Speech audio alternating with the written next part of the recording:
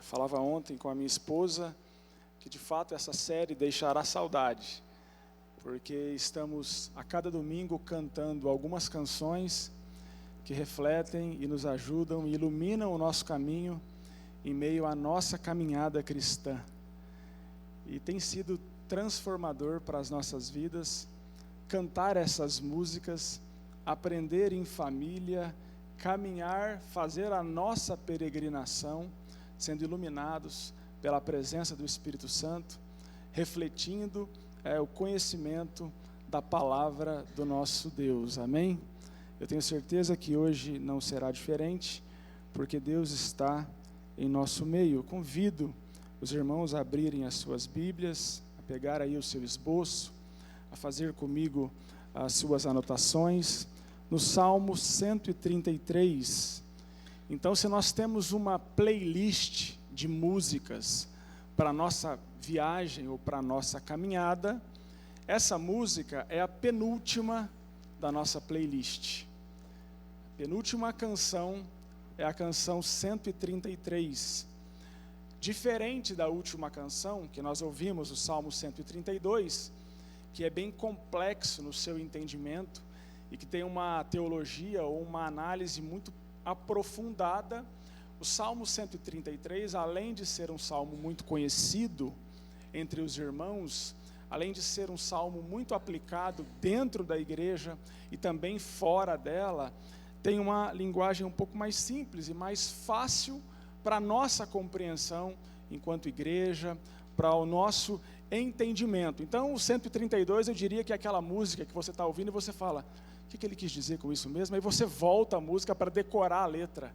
Sabe, você que gosta de cantar a música que você está ouvindo, você volta, pera lá, deixa eu ver o que ele está falando aqui. E o Salmo 133 é aquela música fácil de decorar, que você ouve no rádio pela primeira vez e você já começa a cantar. Parece que gruda ali na sua cabeça e você já começa e já aprende então aquela canção. Vamos fazer juntos a leitura desse salmo, que diz assim a palavra do Senhor. Como é bom e agradável quando os irmãos convivem em união. Como óleo precioso derramado sobre a cabeça, que desce pela barba, a barba de Arão, até a gola das suas vestes. É como o orvalho do Hermon, quando desce sobre os montes de Sião. Ali o Senhor concede a bênção da vida para sempre. Amém?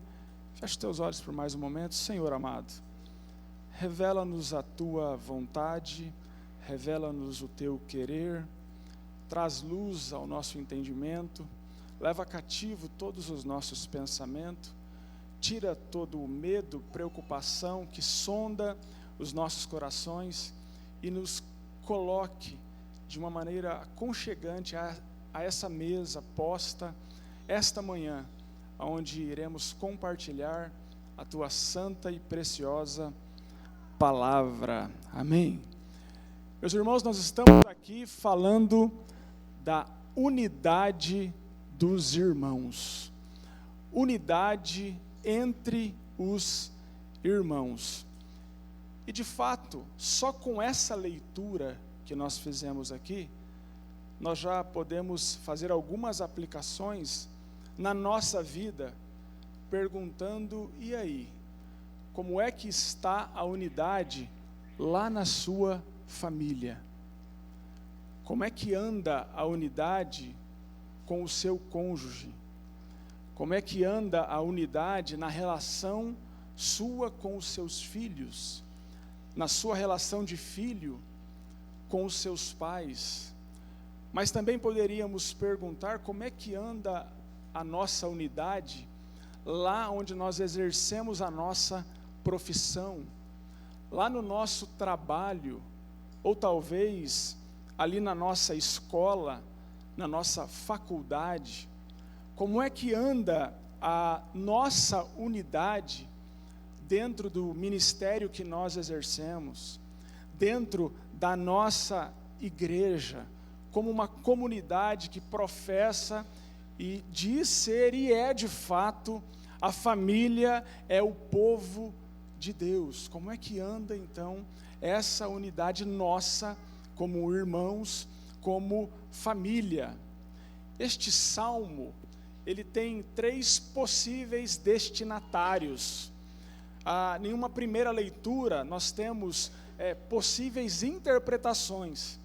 E eu queria tratar de 3 rápidas possibilidades de destino para esse salmo. E a primeira possibilidade é que esse salmo tenha sido escrito para irmãos consanguíneos, para irmãos de fato, ou filhos do mesmo pai ou da mesma mãe, mas para esses irmãos, que ali numa leitura de uma lei chamada Levirato, eles se casavam, e pasmem vocês, após o casamento eles iam morar na mesma casa. Então você agora que tem o seu cunhado, eu gostaria que você pensasse na sua vida morando sobre o mesmo teto do seu cunhado. Olha que bênção, amém? No rosto de vocês há uma expressão de profunda alegria e satisfação. Você, mulher, ali dividindo o seu dia a dia com a sua cunhada, levantando e falando: e aí, minha querida, o que faremos para os nossos esposos nesse dia de almoço? Como é que cuidaremos dos nossos filhos? Eu fico imaginando as mamães grávidas hoje, né? Com as suas formas de educar os seus filhos. Eu fico pensando 2 pequenas crianças numa casa dessa, imagina. Uma criança que não pode comer açúcar e a outra que mama mamadeira com leite moça. Você imagina que bênção que seria essa unidade. Eu imagino que haveria nesta família, nesse contexto, muito contrabando nas madrugadas, né? É o filhinho de 3 anos falando: é o seguinte, se você me der aquele biscoito que a sua mãe te dá, eu te dou esse carrinho aqui, ó. Eu acho que as madrugadas na geladeira seriam madrugadas extraordinárias. Eu gostaria muito de ver, né? Como seria isso? Você morando com a sua cunhada, com o seu cunhado. Então imagine se de fato fosse essa lei uma realidade, ou naquele tempo, ou nas nossas vidas hoje, como seria, no mínimo, divertido. Pense bem, você ligando para o pastor, falando: pastor, não dá mais, eu preciso que o senhor venha até minha casa, porque eu não suporto mais essa condição. Aí o pastor chegaria lá e falaria: meus irmãos, o que é isso? O pastor, né, morando sozinho na casa dele, é igual aquele psicólogo que é bonito, sabe? Aquele psicólogo bonito, e você que está descontente com a sua aparência, que ela está bem difícil, aí você fala assim para o psicólogo: eu não me aguento mais, eu estou sofrendo demais, eu não aguento a minha aparência, eu me sinto muito feio. Aí o psicólogo olha para você e fala: você precisa se aceitar. E ele, lindo e maravilhoso: você precisa se aceitar. É mais ou menos isso. É o pastor lendo daí o texto: meus irmãos, cunhado, cunhada, quão bom e agradável é que os irmãos convivam em união. Amém? Fecha a porta e vai embora. E o pau quebra depois. Essa é uma possibilidade. Mas a segunda possibilidade é a possibilidade que esse salmo também servia para aqueles irmãos que estavam indo para Sião, pelo menos 3 vezes ao ano, participando ali das festividades em Jerusalém. Para então chegar a esse momento da celebração, os irmãos viajavam juntos. E esse salmo servia assim de alento, né? Para os irmãos dividirem ali as suas bolachas, a sua comida, para o irmãozinho não brigar com a irmãzinha, para o filho do irmãozinho não colocar o dedo no doce do outro irmãozinho. Então, talvez esse salmo também seja aplicado nesse contexto. E eu me lembro que antigamente, né, já posso dizer assim, nós da igreja também fazíamos algumas viagens. Aqui na cidade de Astorga, para você que nos acompanha, né, na rede social, cidade do interior, cidade pequena, a viagem era um pouco diferente. Mas nós sabíamos que os nossos irmãos, por exemplo, de igrejas maiores, né, pessoal da primeira igreja de Maringá, né, como nosso pastor William, eles iam para o Beto Carreiro, não é assim? E eles iam com a igreja, ali nos ônibus, cantando, né, aquela música desesperadora, né? Ai, fulano ama Cristo, ai, fulano ama Cristo. E eu nunca sabia a continuidade da letra, eu sempre tinha medo de alguém cantar e perguntar para mim primeiro, né? E o Iverson ama Cristo, e eu não sabia o que eu tinha que responder. Sim, amo Cristo. E os irmãos iam viajando. Mas aqui no interior a gente fazia diferente. Saudoso irmão Germano Schultz tinha um caminhão e ele parava em frente à Igreja Batista. e os irmãos subiam em cima do caminhão e nós íamos para o sítio. Olha que maravilha. E aquilo não vai ter a menor graça para você, o que eu vou falar agora, mas para criança e adolescente era muito engraçado. Por quê? O pastor chegava como para subir num caminhão? Como um pastor, com a calça social, com bigode, com a Bíblia debaixo do braço, e era emocionante, porque a gente não podia rir porque era desrespeito. Então a gente não podia rir. E você quer fazer uma criança rir, é você falar para ela, não dá risada. É falar para não rir, meu irmão, é na mesma hora. Então aquela cena do pastor subindo no caminhão já era maravilhoso. E a gente deitava ali, sentava, porque o caminhão, uma carroceria um pouco baixa, né? O nosso irmão Jonathan, não sei se sabe do que eu estou falando, mas era um caminhão do seu avô, carroceria baixa, então a gente tinha que na estrada ficar abaixado.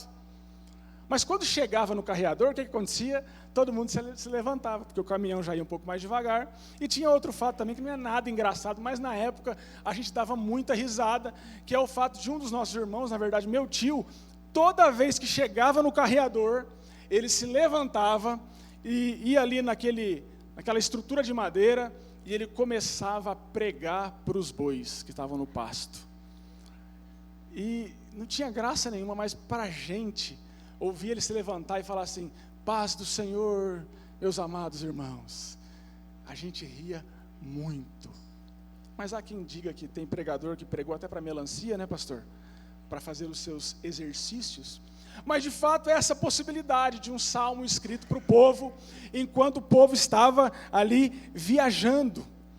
E a terceira possibilidade é aquela em que, diante das divisões entre as tribos de Israel, diante das diferenças teológicas, culturais de cada tribo, do fato de algumas estarem no norte e outras no sul, Deus também estava ministrando com aquele povo que, embora eles estivessem divididos por número de tribos, ou nomes de tribos, ou por lideranças, eles também precisavam estar unidos em uma só fé, unidos debaixo de uma só graça, vivendo então essa união. Esses três aspectos e possibilidades. A autoria desse salmo, na sua Bíblia você já deve ter notado, é um salmo de Davi, é um salmo davídico. E se tem alguém que entende de unidade em todos os quesitos da sua vida e da sua história, é o rei Davi. Nós, após a morte de Josué, nós não tivemos um líder específico.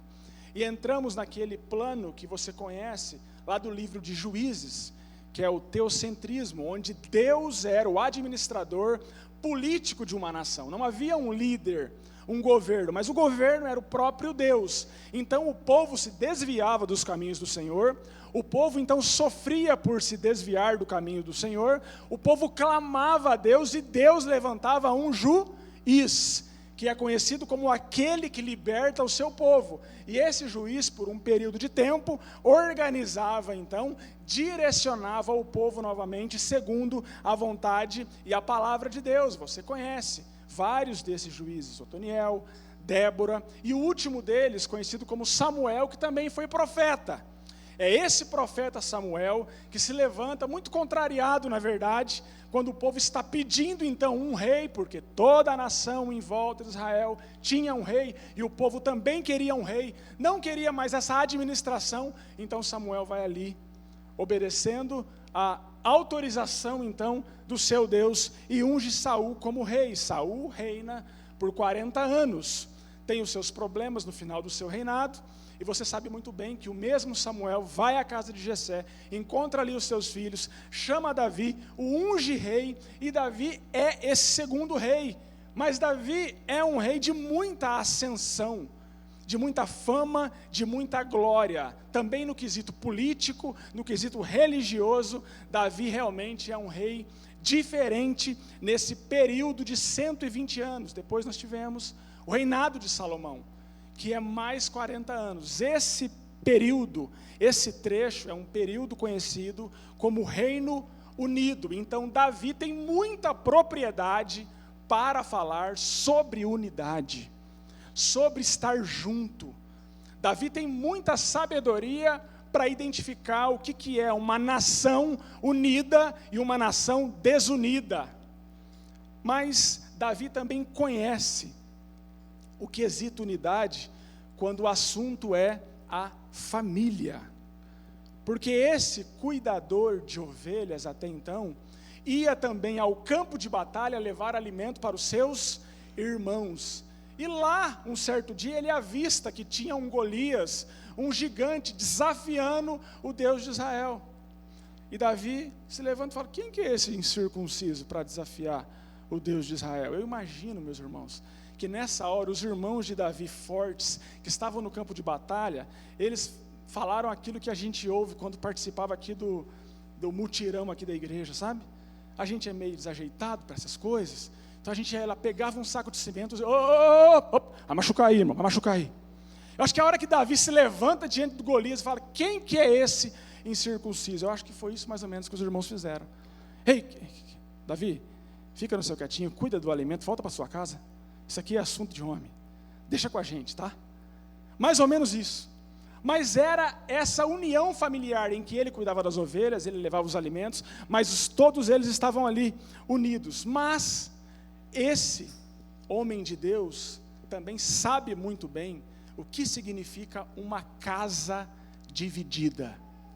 Ele sabe muito bem o que é viver a desunião, o quanto isso é prejudicial enquanto nação, enquanto país, o quanto isso é ruim quando acontece dentro da nossa família, dentro da nossa casa, quanto isso é prejudicial quando no nosso trabalho tudo está dividido e separado, o clima é ruim, a cultura ali da empresa não consegue ser desenvolvida, porque tudo vai muito mal. Davi sabia disso, porque um dia ele está no palácio, andando ali no seu terraço, e ele avista uma mulher, Batseba, e ele olha para a mulher uma, olha duas, e na terceira vez ele fala: manda buscar, traz ela aqui, que eu quero conhecer.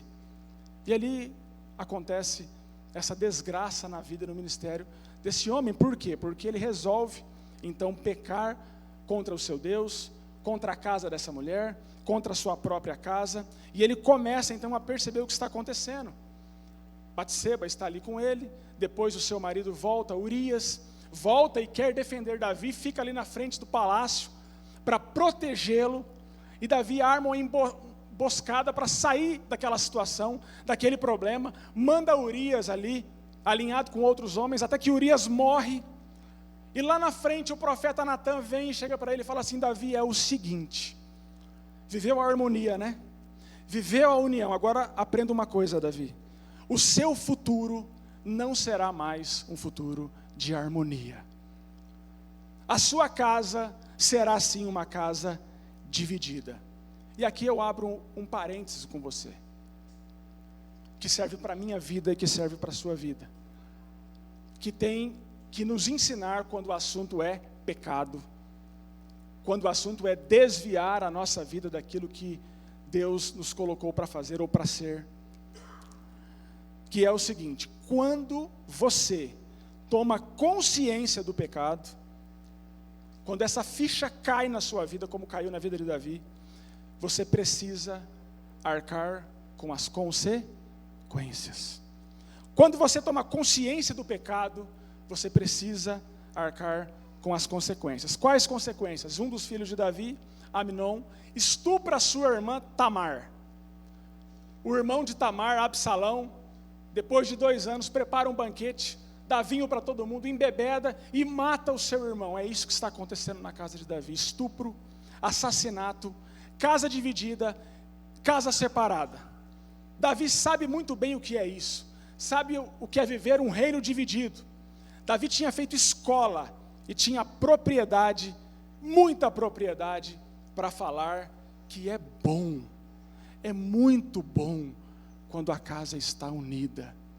É bom, é muito bom quando a igreja está unida.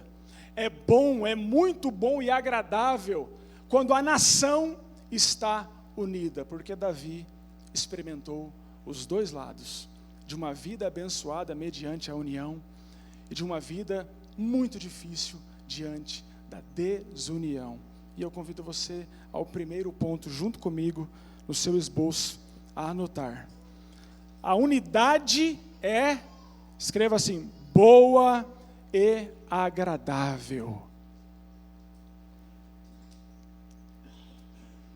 A unidade é boa e agradável.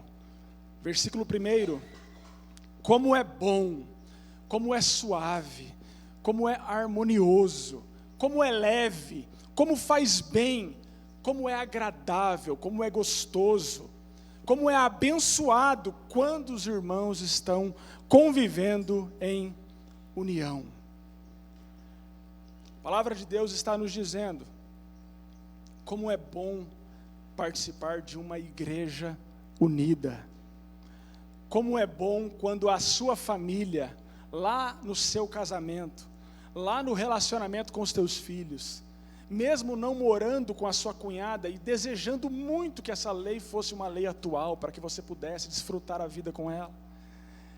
Como é bom quando essa união é uma realidade dentro da nossa história.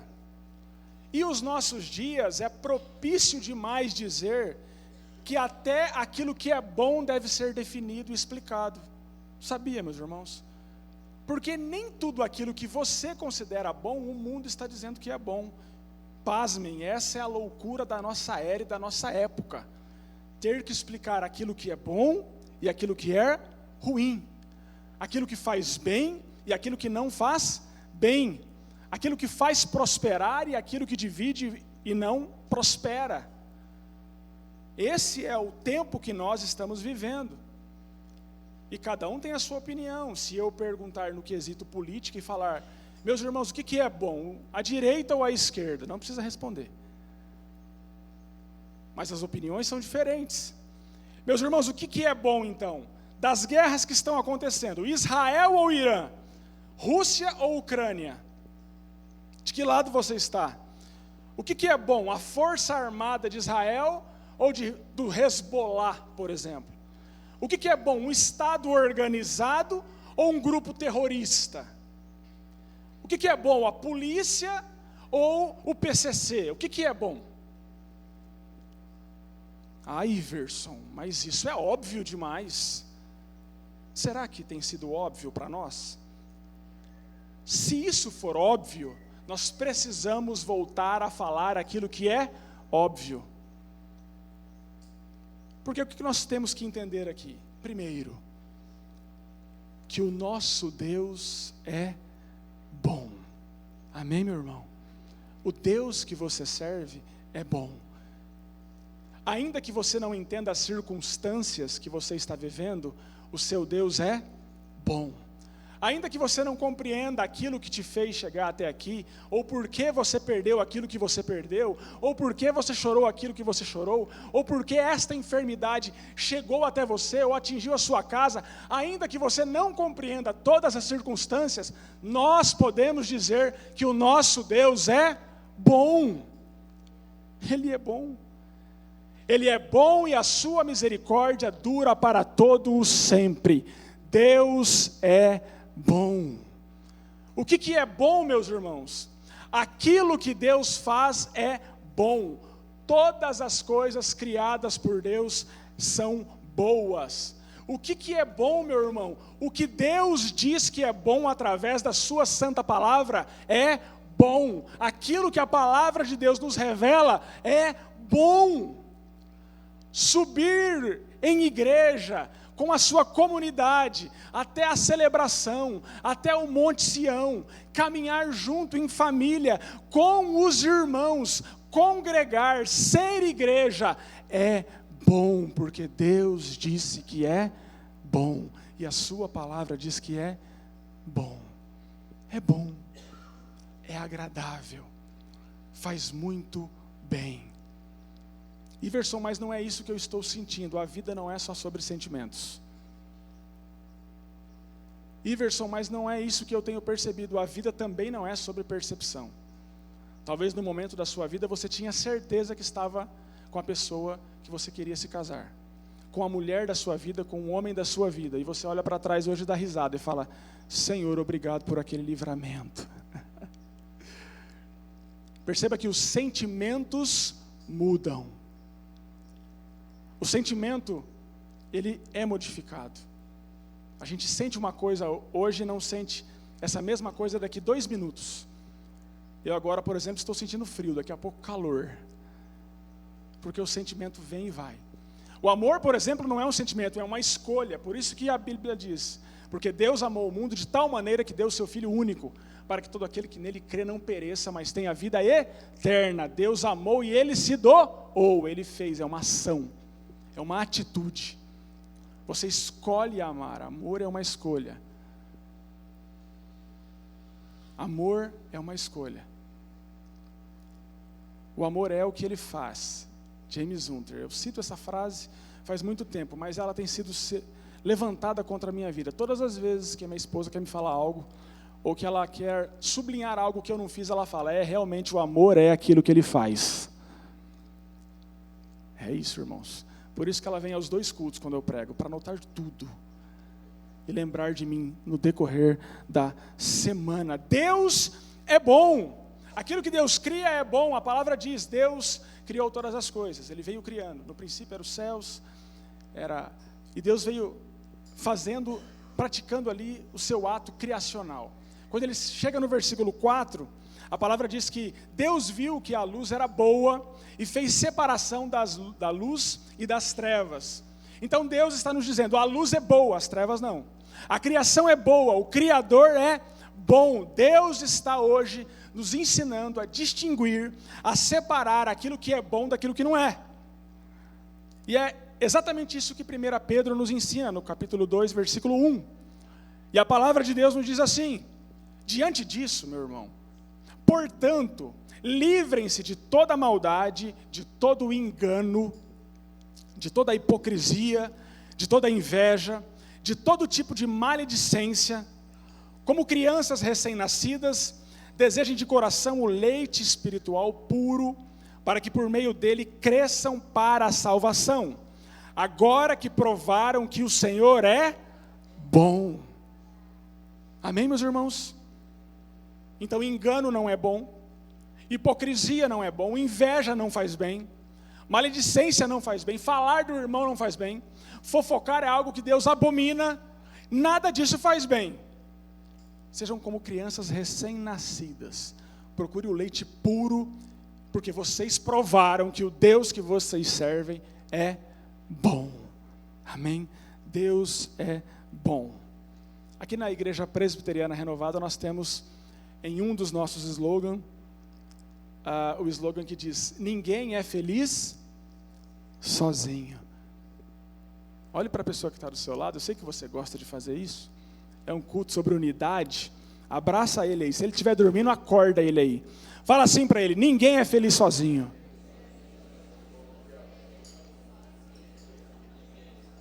Ninguém é feliz sozinho, meus irmãos. Ninguém é feliz sozinho. Não adianta. É isso mesmo. Até o Tom Jobim cantou isso, né? Até o Tom Jobim sabia disso, cantou. Não me lembro se é dele aquela canção, ou se ele gravou. Vou te contar, os olhos já não podem ver, coisas que só o coração pode entender. Fundamental é mesmo o amor. É impossível ser feliz sozinho. É impossível ser feliz sozinho. Tem uma canção que eu gosto muito do Marcos Almeida, que se chama Conviver. Em um final das suas estrofes, ele diz: Deus não é solidão. Amém? Deus não é solidão. E ele canta dizendo: tudo que eu queria era estar perto, dedicar-te, enfim, um pouco mais de mim. Tudo aqui parece nesse mundo incompleto, porque eu ofereci tanto, sem me repartir. Sabe o que essa canção está nos revelando aqui esta manhã? Você precisa se repartir, irmão. Se repartir, porque a unidade não é só uma ordenança, ou não é só uma sabedoria bíblica. A unidade faz parte de quem Deus é. Amém? Porque Ele é Deus Pai, Deus Filho e Deus Espírito Santo. Um Deus Pai, Ele é seu Pai. Um Deus Filho, que foi morto na cruz, justificou o seu pecado, é por isso que você está livre de toda culpa. E um Deus Espírito Santo, que nos permite andar em comunhão com os irmãos. É uma questão de natureza. Isso faz parte da natureza e nos fará falta quando estivermos distante.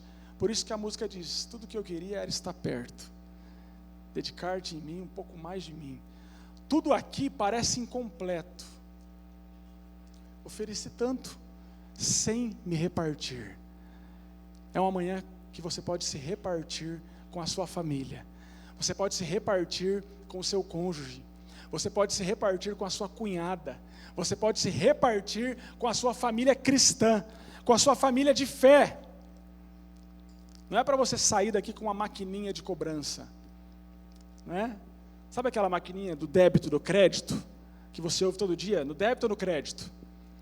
Aí o irmão ouve o sermão e sai com essa maquininha, viu? Eu estou muito sozinha, viu? Ó, eu preciso da tua atenção. O irmão manda uma mensagem, viu? Ó, você viu lá, né? No culto de hoje, né? Eu estou sozinha, você precisa me levar para almoçar, para jantar. Não, é para você absorver essa palavra e se repartir com as pessoas. Não estão indo na sua casa, então faz um almoço e leva eles lá.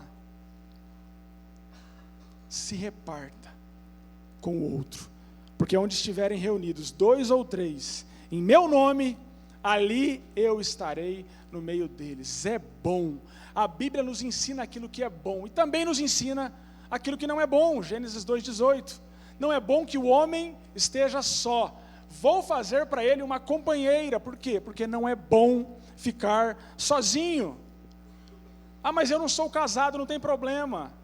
Você pode conduzir a sua vida assim, mas não sozinho, porque a solidão não é uma coisa boa e Deus também não é solidão. Amém? Aleluia. A unidade é boa e ela é agradável. Segundo lugar, a unidade, anote comigo, tem um preço alto. A unidade tem um preço alto. Versículo 2, segunda parte do Salmo. É como óleo precioso derramado sobre a cabeça, que desce pela barba, a barba de Arão, até a gola das suas vestes. E aqui eu já faço um outro parênteses. Olha aqui para mim um pouco. A unidade tem um preço alto. Não é barata. Ela não é fácil. A unidade é difícil. A gente sabe disso. Em qualquer esfera, no trabalho, na família, na igreja, no exercício do seu ministério. Agora olha para mim aqui um pouquinho. Quantas concessões você já fez para que a paz continuasse reinando na sua casa? O irmão ou a irmã que fez assim, ó. Nossa! Quantas concessões você já fez para que você continuasse trabalhando aonde você trabalha? De quantas coisas você já abriu mão para continuar casado, casada? De quantas coisas você já abriu mão para que seu filho não se distanciasse de você?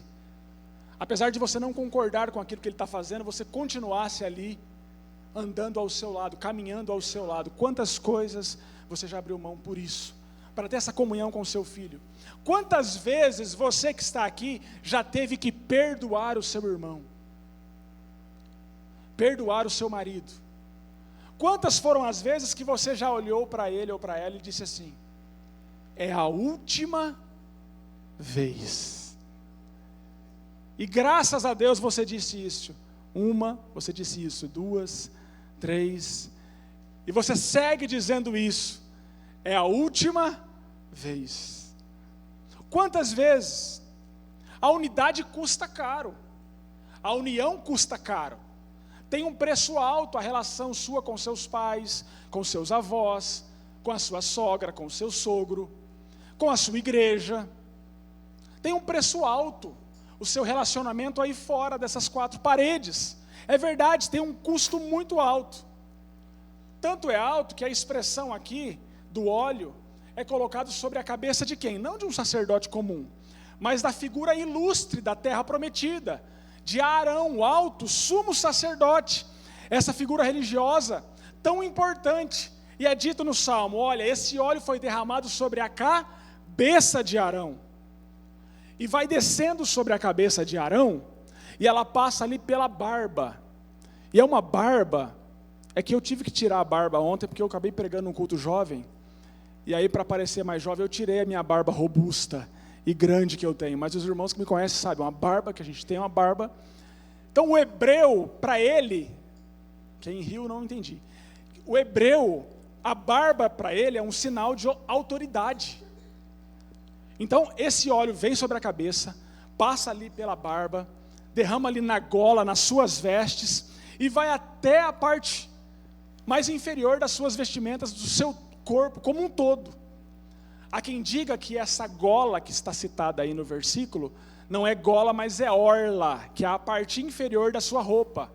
Os mais antigos e tradicionais diziam que era isso, né? E aí tem pessoas que defendem, que falam, não, aí já é um exagero de consumo de óleo. Eu acho que é exagero mesmo. O óleo descia ali, devia ser uma refrescância e algo maravilhoso, né? Os homens nunca vão saber o que é isso. As mulheres eu sei que fazem alguns procedimentos aí, que algumas coisas assim parecidas, elas devem saber, viu, meu irmão? Quando ela fala que vai na massagem, numa estética, o óleo é caro, é precioso, mas aqui é um óleo, além de ser caro e precioso, é um óleo com muito perfume. Então ele exalava por onde ele estava, era derramado, e ele exalava por muitos lugares. Assim é a figura da unidade. Ela começa lá na cabeça e ela vai descendo e passa por todos os lugares. Eu quero lembrar você também que a roupa, a vestimenta desse sacerdote, ela tinha ali todos os nomes das 12 tribos. E essa simbologia é como se dizendo isso, olha, o óleo passa também por todas as tribos. Mesmo que haja diferença entre uma denominação e outra, entre uma igreja e outra, como se Deus estivesse nos dizendo, esse óleo, essa unção que vem de cima e é derramado sobre a cabeça, passa por todas as tribos. E o que a gente aprende que isso? Que da unidade ninguém deverá ficar de fora. A unidade precisa ser derramada sobre todo o corpo. E ela começa no alto, na cabeça, e ela vai sendo exalada. Que a unidade também tem uma composição única, e tudo que ela toca, o torna consagrado. Meus irmãos, sobre um sacerdote comum, a unção era na testa, mas em Arão aqui não, é na cabeça, na barba, no corpo, em todo o seu ser. E a pergunta que eu faço é, qual o simbolismo dessa unção para a minha vida, para os nossos dias hoje? É que ninguém deverá ficar de fora do recebimento desse óleo sobre o seu ser. É que ninguém deverá ficar de fora da unidade, da vida comunitária, da vida em comunhão, do corpo de Cristo. Qual é a figura que ilustra esse óleo para a minha vida e para a sua vida hoje? O que é que nos justifica? O que é que nos santifica? O que é que nos dá livre acesso a Deus? O que é que nos garante a vida eterna? Se no Antigo Testamento foi esse óleo que foi derramado, no Novo Testamento, e para a minha vida e para a sua vida, foi o sangue de Jesus vertido na cruz do Calvário. Esse sangue que foi derramado é o sangue que significa que vem sobre nós e veio sobre nós a unidade. O preço era caro, é caro o preço da unidade, mas o preço já foi pago por Cristo Jesus. E é por isso que nós podemos congregar como igreja, como família. É por isso que nós podemos ter a unidade dentro do nosso lar, dentro da nossa casa, no nosso trabalho, por onde quer que nós passamos. É por isso, porque o sangue de Cristo nos garante. 1 João, capítulo 1, versículo 7. Se porém andarmos na luz, luz que é boa, como Ele está na luz, temos comunhão uns com os outros, e o sangue de Jesus, o seu Filho, nos purifica de todo o pecado. Amém? Amém, meus irmãos? É o sangue. Iverson, então eu preciso fazer uma campanha de 7 cultos para que eu consiga alcançar aquela bênção sobre a minha vida. Meu irmão, você pode fazer uma campanha de 7 cultos para ter disciplina na vida. Ótimo. Vai te ajudar muito a falar, vou fazer e executar. Mas não é isso que vai te garantir a bênção do Senhor. O que vai te garantir a bênção do Senhor já foi feito lá atrás, sangue na cruz vertido no Calvário. Iverson, então eu vou colocar uma fitinha aqui, eu vou andar tantos quilômetros, eu vou dar 7 voltas na igreja. O que eu preciso fazer para que isso aconteça na minha vida? Nada disso. Você precisa adorar a Deus, entender que você era pecador, continua pecando, mas primeiro, a justificação te fez alguém livre da culpa do pecado. Você é santo hoje? Sou santo. Por quê? Sou perfeito? Não, não sou perfeito, mas estou em processo de santificação, de santidade. O processo de santificação é para a vida toda. A justificação já aconteceu lá atrás. Amém? Você entendeu? Já fui justificado. Meu preço já foi pago. O óleo era caro, eu não podia pagar, mas Jesus já pagou em meu lugar. Está pago já. Eu vou para o céu, a vida é eterna. Eu e minha família, eu e minha casa seremos salvos. Amém, aleluia, louvado seja o nome do Senhor. E o processo de santificação, de imperfeição, isso eu vou continuar. Isso eu vou continuar até o dia perfeito, até o dia que Ele venha. O apóstolo Paulo sabia muito bem disso. Quando diante das perseguições que sofriam os judeus, quando diante dos decretos que Roma levantava, ele pregava em Romanos 1, versículo 16, ele dizia: eu não me envergonho do Evangelho, porque esse Evangelho é o poder de Deus para todo aquele que crê nessa palavra. Eu não tenho vergonha nenhuma do Evangelho. E ele vai discorrendo no capítulo 12, ele fala: olha, assim como em Cristo, assim em Cristo, nós que somos muitos, formamos um só corpo, e cada membro está ligado a todos os outros. É o óleo que desce, vem de cima e atinge todo, é o sangue que foi derramado e nos alcança. Louvado seja o nome do Senhor Jesus. Eu não sei se você já ouviu isso, aqui na nossa igreja não tem, mas aí fora, nas cidades aí por fora, diz que tem muito. Aí a pessoa fala assim: ah, mas naquela igreja tem um monte de gente falsa. Ah, eu não vou cantar essa música. Somos corpo, assim bem ajustado, eu preciso de ti. É muita falsidade. Se você soubesse o que fizeram comigo naquela igreja. Já ouviu isso aí? Você não ouviu porque você é de Astorga, mas se fosse de fora, aí você teria ouvido. Se você soubesse o que eu passei naqueles bancos ali, naqueles anos, foi muito difícil, irmão. E é verdade. Eu sei que muitas pessoas passam por momentos difíceis. Agora tem um detalhe muito importante. Olha só. Somos imperfeitos, é verdade. Mas estamos livres de ser condenados pela nossa imperfeição. Você pode dar um glória a Deus? Somos imperfeitos, mas estamos livres de ser condenados pela nossa imperfeição. Por quê? Diga assim comigo: porque o preço já foi pago. Diga assim: porque o óleo já foi derramado. Aleluia. A mesma música que eu cantei há pouco, que você pode ouvir depois no seu carro, Conviver, do Marcos Almeida, diz o seguinte: vê só, ninguém vai sozinho. Meu pai me mostrou o caminho, a minha mãe me seguiu no trino. Família é proteção. Você está entendendo? Mas é imperfeita, mas protege.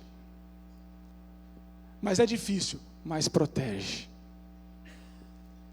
Mas me trouxe tantos problemas, mas protege. Família é proteção. Terceiro e último lugar, anote comigo. A unidade é escreva aí, lugar em que Deus concede a sua bênção. A unidade é um lugar em que Deus concede a sua bênção. A última parte, versículo 3 do Salmo. É como o orvalho do Hermon, quando desce sobre os montes de Sião. Ali o Senhor concede a bênção da vida para sempre. Ali, Meus irmãos, olha que figura ilustrada aqui. Hermon é o monte mais alto dessa região e fica coberto por neve, porque o pico dele é muito alto. Porém, Hermon fica no nordeste, na parte norte. E a palavra está dizendo que aquilo que acontece na parte norte, lá no Monte Hermon, vai atingir Sião, que está no sul, a mais de 350 quilômetros.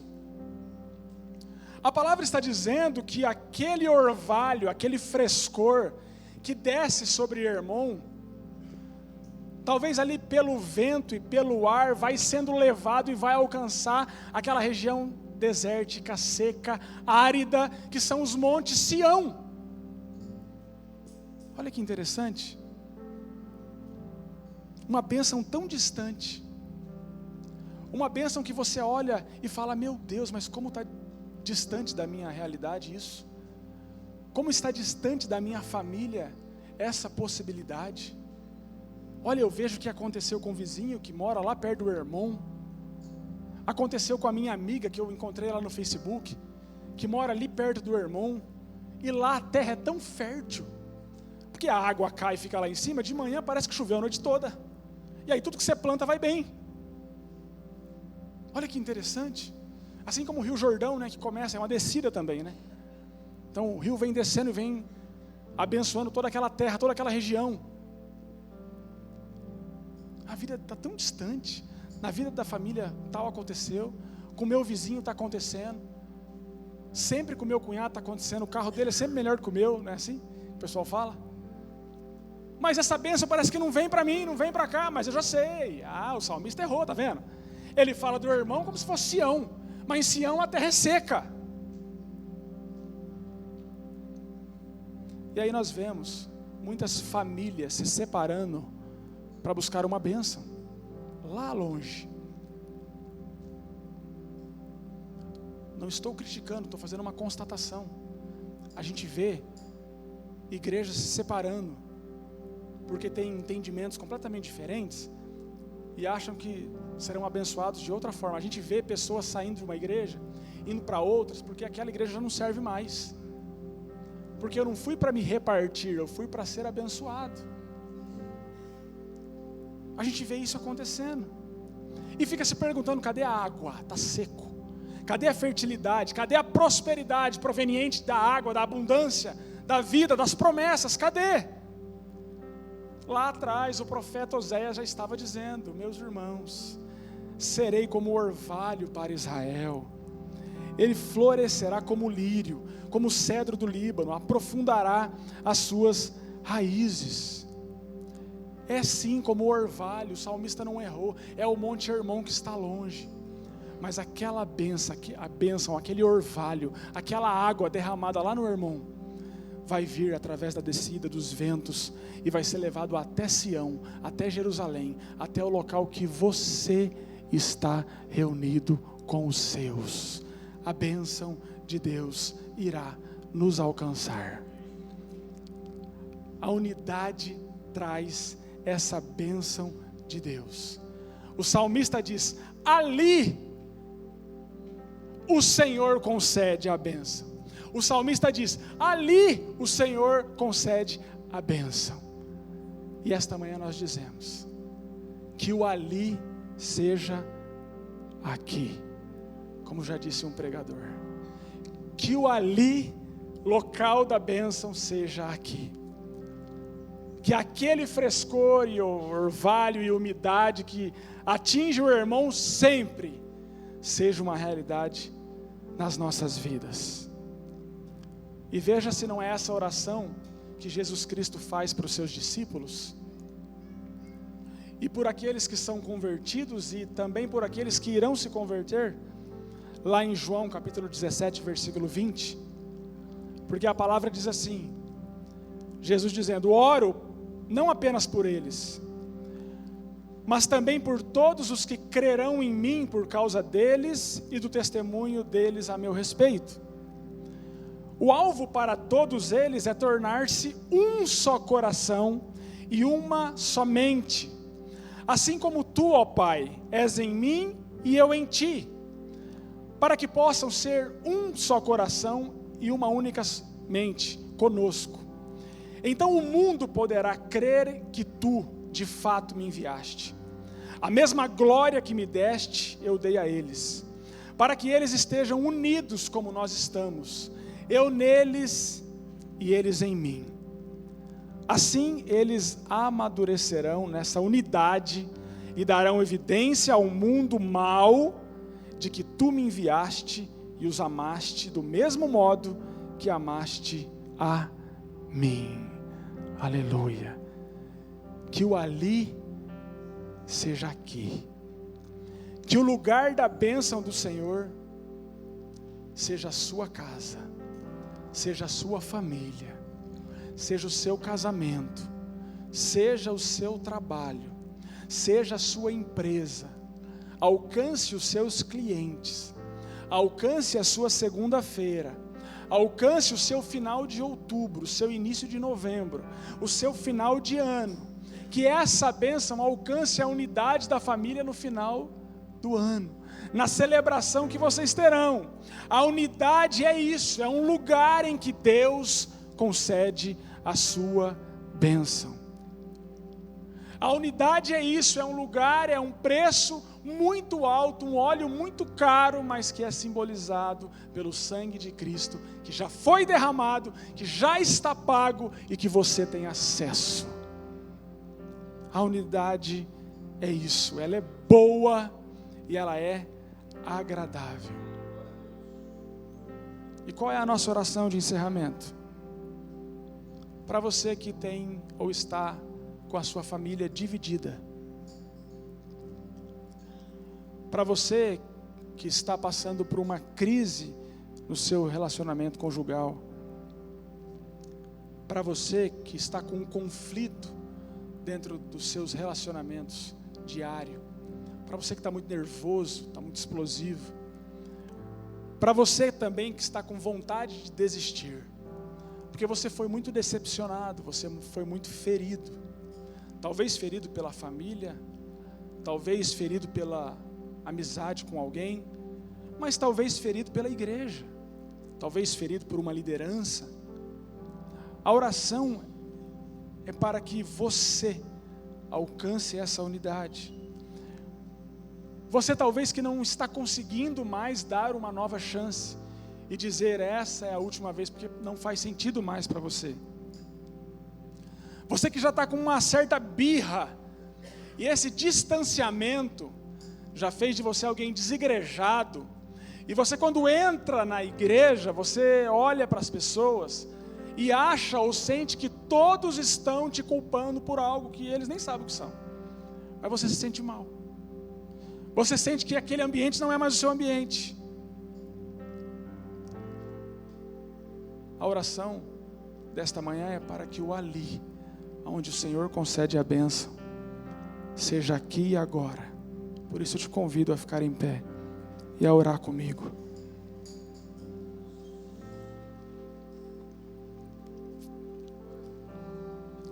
Quantos precisam ser alcançados pela unidade que vem do alto? Amém? Se lembre disso, sempre do alto. O óleo veio do alto e não deixou ninguém de fora. O orvalho veio do Hermon do alto e alcançou toda Sião, todos os montes. A unidade jamais pode ser um elemento em que um pregador consegue aplicar com seus argumentos, porque a unidade vem da presença de Deus. Senhor amado, restaura a nossa unidade nesta manhã. Nos restaure enquanto igreja do Senhor. Nos restaure enquanto corpo de Cristo, em que Cristo é o nosso cabeça e nós somos o corpo, a família, o povo, o seu povo. Restaura a unidade dentro da nossa igreja, aqui na nossa comunidade de fé, que a unidade seja algo perceptível, seja algo construído continuamente, que nós possamos de tempo em tempo olhar para essa palavra e entender aquilo que o Senhor já fez na cruz do Calvário, pagando e comprando esse óleo caro e precioso, que cai sobre as nossas vidas como um perfume e que exala por todo o ambiente em que nós estamos, seja no nosso trabalho, seja na nossa vida cotidiana, seja nos nossos relacionamentos extra-igreja, fora da sua casa, que em todo local a sua unidade seja notada e percebida. Que ali, ó Pai, aonde venhamos a passar e a estar, seja lugar que a sua bênção seja percebida, ó Deus. Porque nós não queremos estar só. Porque nós entendemos que a solidão não é para nós. Porque nós percebemos, ó Deus, e aprendemos, ó Pai, que o Senhor, a tua natureza, é uma natureza de unidade, ó Pai. E nós somos um contigo, ó Pai. E somos a tua família, a tua casa. Assim nós oramos, ó Deus, no nome de Jesus. Meus irmãos, e não deixemos de nos reunir como igreja, segundo o costume de alguns, mas procuremos encorajar uns aos outros, sobretudo agora que vocês veem aproximar-se o dia. Amém? Que essa palavra não saia do seu coração e que você seja essa pessoa fruto da unidade que Deus vai desenvolver lá na sua casa, por onde você estiver. Amém, meus irmãos? Amém?